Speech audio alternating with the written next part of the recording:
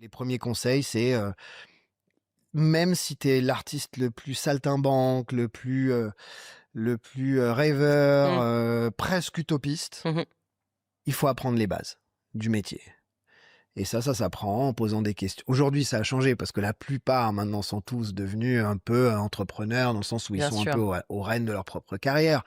Mais à notre époque, c'était pas la même chose et très rare. Les artistes savaient même pas les différents droits, les différents projets, comment ça fonctionne une maison de disques.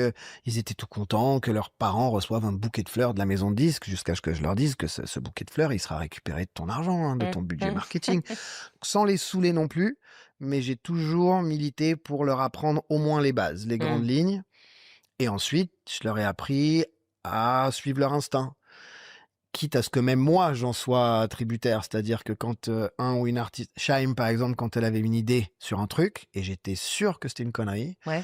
je pouvais pas aller à l'encontre de ce que je lui avais conseillé, et je lui disais, bah, tu sais quoi, vas-y, et je t'aiderai à ramasser les pots cassés. Et parfois, elle a eu raison, il n'y a jamais eu de pots cassés, et Heureusement, ouais. c'était la bonne décision, et parfois, c'est moi qui avais raison, et on a ramassé les pots cassés ensemble.